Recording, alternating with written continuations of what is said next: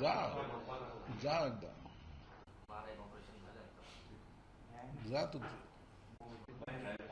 हे बघ, आपण सगळे प्रयत्न केले पाहिजे. हा,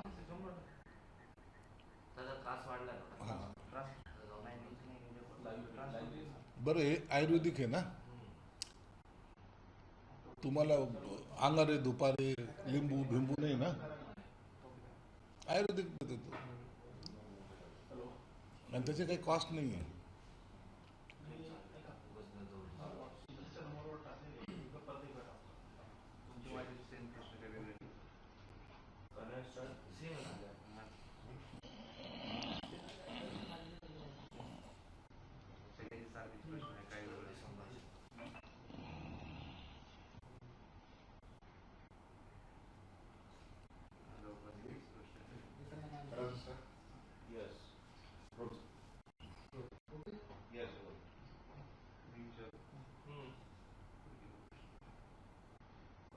मोहित कंबोजांच्या मुलीचं लग्न होतं आणि आदित्य ठाकरे तिथं पोहोचले. एकमेकांवर आरोप करणारे किंवा त्यांच्यावर आदित्य ठाकरे सतत आरोप करायचे.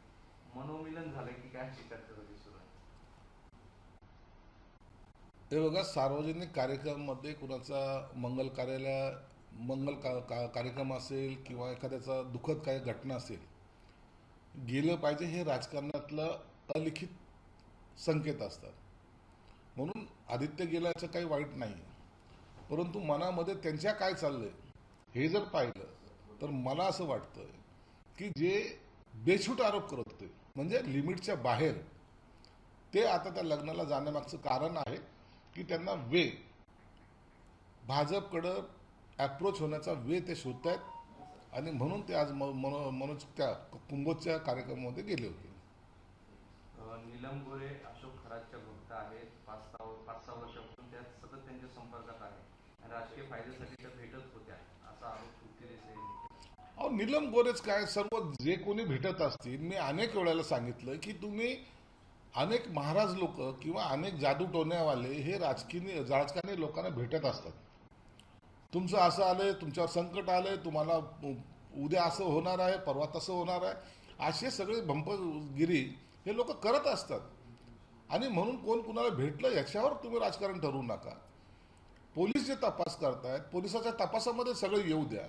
आणि खरंच ह्या मला कुणाशी भेटलं याबद्दलचं आक्षेपचं माझं काहीच म्हणणं नाही, परंतु त्या खराताने जे काही गुन्हे केलेत ना, ज्या पद्धतीनं, मग ते बलात्काराचे असतील, मनी लॉन्ड्रिंगचे असतील, याच्यामध्ये जो कोणी अडकला असेल, मग तो आमदार असो, खासदार असो, मंत्री असो, राजकीय पक्षाचा असो किंवा व्यापारी असो, यांच्यावर कारवाई झालीच पाहिजे. एवढी स्पष्ट भूमिका जेव्हा आपण मांडतोय, त्याला साथ देणार आहे जो कोणी असेल त्याच्यावर कारवाई झाली पाहिजे. म्हणून भेटीचा आणि त्याच्या गुन्ह्याची असा संबंध लावू नका. तपासामध्ये सगळं निष्पन्न होईल. अनेक लोकांचे तर आमचे जे नंबर आहेत हजारो लोकांकडे असतात, हजारो लोकांचे फोन येत असतात, त्यांना नंबर दिला जात नाही, नंबर शोधता पण येतात. एक भेट होणं आणि गुन्ह्यामध्ये सामील होणं याच्यातला फरक समजून घ्या. आणि जो त्यांच्या गुन्ह्यामध्ये सामील असेल त्यांच्यावर कारवाई ही झालीच पाहिजे. राजकीय नेता असला म्हणून मी काही जरी बरोबर साथ दिली तर मला सुटका आहे असं समजण्याचा कुणाचंही काही कारण नाही आहे.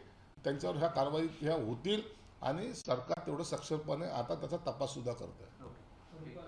नामकर्ण आवारे नावाचे व्यक्ती आहे जे दीपक केसरकर यांच्या सोबत सतत राहायचे आणि त्यांचा आणि अशोक खरातचा आर्थिक संबंध होता. त्यामुळे आता दीपक केसरकरांवर पण आरोप होता असं सुषमा खळबळजनं दावा केला की काय संबंध आहे दीपक केसरकर? तो आवारे का काय माणूस आहे तो असेल किंवा इतर अनेक लोक असतील. माझ्या माहितीप्रमाणे IAS अधिकारी, IPS अधिकाऱ्यांचे सुद्धा त्यांचे संबंध होते. जी काही फायनान्शियल डील झालेली आहेत याच्यामध्ये प्रत्येकाचा आपला पैसा सेफ राहील या दृष्टिकोनातून काही लोकांनी पैसा दिलेला आहे. हे काही अंशी आता बाहेर यायला लागलेलं आहे. परंतु ह्या 8-15 दिवसामध्ये ज्या गतीने तपास चालू आहे तर तपास झाल्यानंतर हे सगळ्यांची नावं समोर येतील. मग कोणी कुणाला पैसा पुरवला का, त्याच्या माध्यमातून हे झालंय का, या सगळ्या गोष्टीचा उलगडा होईल. म्हणून आता डायरेक्ट आरोप करण्यापेक्षा एक 8-15 दिवस जे तपासाला दिशा जेव्हा मिळेल योग्य, त्या टायमाला सर्व समोर आल्यानंतर कुणावरही आरोप केले तर त्याला एक महत्त्व प्राप्त होईल. रायगडमध्ये राष्ट्रवादी कार्यक्रम पार पडला. तटकरेंच्या बॅनरवर जे उपमुख्यमंत्री सुनेत्रा पवारांचा फोटो नव्हता. आता राष्ट्रवादीमध्ये नेमकं काय चाललंय या पक्षाच्या अंतर्गत प्रश्न आहे, त्याच्याबद्दल आम्ही भाष्य करणं योग्य पण नाही आहे. आता अजितदादाचा फोटो का नाही, सुनेत्रा वहिनीचं का नाही, याचं उत्तर मला वाटतं तटकरे दिलं ते बरं राहील. आम्ही यांच्या वैयक्तिक किंवा पक्षाच्या अंतर्गत राजकारणामध्ये आम्ही पडणार नाही आणि त्याच्याबद्दलची आम्हाला माहिती पण नाही. अशोक खरात तर शिक्षण क्षेत्रात देखील दबदबा पाहायला मिळत होता. राज्यात गाजणाऱ्या शालर तायडी घोट्यात खराचा सहभाग होता अशी चर्चा सुरू आहे. त्याची काही गोष्टी समोर आल्या. हे बघा, जेव्हा हे भोंदू लोक असतील किंवा एखादे बाबा लोक असतील, यांचा जेव्हा थेट संपर्क एखाद्या मंत्र्याशी, एखाद्या आमदाराशी, खासदाराशी येतो, तर त्या टायमाला अनेक लोक त्यांच्या मार्फतसुद्धा आपलं काम करून घेण्यासाठी त्यांचा वापरही करतात आणि तेही स्वतःला वापरून घेतात. म्हणून संबंधाचा वापर आता तो गैरपद्धतीने केला गेला की योग्य पद्धतीने केला गेला हे पाहावं लागेल. परंतु असे फोन निश्चित अनेक लोकांना येतात, हे आम्ही मान्य करतो. शालांत आयडी जो घोटाळा झाला आहे त्यामध्ये केसरकरांच्या भावाच्या नावावरती जी महाराजांच्या भावाच्या नावावरती जी आहे, केसरकरांच्या माध्यमातून त्यांना शिक्षण संस्था देण्यात आल्या असतात. शिक्षण संस्था दरवर्षी दिले जातात, तो अनेकाला दिले जातात. घोटाळा शालांत आयडी घोटाळा शालांत आयडी घोटाळा असं करता येत नाही, तुम्हाला असं करता येत नाही. आणि जर असं काही असेल ना तर निश्चित त्याच्यावर गुन्हा नोंद होईल ना. तुम्ही एक लक्षात ठेवा की या प्रकरणामध्ये जे महत्त्वाचे 2-4 मुद्दे आहेत, एक तर सर्वात महत्त्वाचा महिलांवर केलेला अत्याचार, दुसरा याने बेशोभी जमवलेली मालमत्ता, तिसरं याचे इतरांशी असलेले संबंध, त्या संबंधाचा यांनी गैरवापर कशा पद्धतीने केलाय किंवा त्यांचा याच्यात काय संबंध आहे, हे तिसरं. या सगळ्या गोष्टीचा उलगडा तुम्हाला काही दिवसात पाहायला मिळेल. आणि जे त्याच्यात गुंतलेले आहेत, फोटो असणं वेगळं पण गुंतलेले आहेत, त्यांच्यावर कारवाई ही निश्चित केली जाईल. साताऱ्यातील ते जिल्हा परिषद अध्यक्ष पदावर जो राडा झाला होता त्यात आता जे SP आहे तुषार जोशी यांना सक्तीच्या रजेवर पाठवण्याचे आदेश देण्यात आले.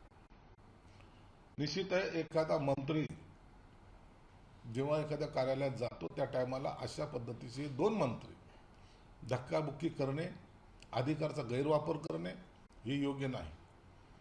मंत्री किंवा SP ह्या दोन्ही रँकच्या लोकांनी एकमेकाशी संवाद साधून सुद्धा त्या ठिकाणी शांतता निर्माण करता आली असती. परंतु ज्या पद्धतीने तिथं वर्तणूक झाली आणि मंत्री महोदयाने सभागृहात सांगितलं, हे निश्चितच खेदजनक होतं. म्हणून त्यांना सक्तीच्या रजेवर पाठवण्यात आलेलं आहे. दीपक केसरकर असं म्हणतात की खराबला 39 आमदार भेटले पण माझ्यावर आरोप केले जातात. त्यावर सुषमा अंधारे असं म्हणतात की जे 39 आमदार भेटले त्यांचे नाव जाहीर करावे, भांडाफोड करावा. 39 आमदार, 50 खासदार हे जे कोणी भेटले असतील ना, त्यांचे हे सगळे भेटणं, मी पुन्हा सांगतो, भेटणं हा गुन्हा नाही. कोणी कुणाला भेटणं हा गुन्हा नाही. गुन्ह्यामध्ये सहभाग असणं हा गुन्हा आहे. म्हणून दीपक केसरकरांवर जे आरोप केले जातात ते मला वाटतं आताच्या घडीला योग्य नाही आहे. जेव्हा तो सर्व प्रकरण पुढे येईल त्या टायमाला जर असेल तर दीपक केसरकर स्वतः पुढं चौकशीला समोर जायला तयार आहेत. म्हणून त्यांना टार्गेट करणं हा जो प्रकार आता चालला आहे तो मला वाटतं तो योग्य नाही. अशोक खराच्या मोबाईलमध्ये खास नंबर सापडले पण त्याला एक कोडवर्ड होता आणि सगळी डमी नावं देण्यात आलेली आहेत आणि हे सगळे मोठे लोक असल्याची चर्चा आहे. आता तोच एक भोंदू बाबा आहे तर त्याने त्याच्या पद्धतीने केला असेल ना. भोंदू मला जो जगाला जो फसवायला निघाला आहे तो ह्या सगळ्या प्रिकॉशन त्यांनी घेतल्या असाव्यात. म्हणून आता त्यांनी किती जरी कोलंट्या उड्या मारल्या, आता जेलमधून तो बाहेर येणार नाही. खराब प्रकरणात रुपाली चाकरकर यांना समन्स बजावण्यात आली आणि आज जे आहे ते चौकशी होण्याची शक्यता आहे. अहो काय आहे खराब प्रकरण, एकदा ते संपणारच आहे.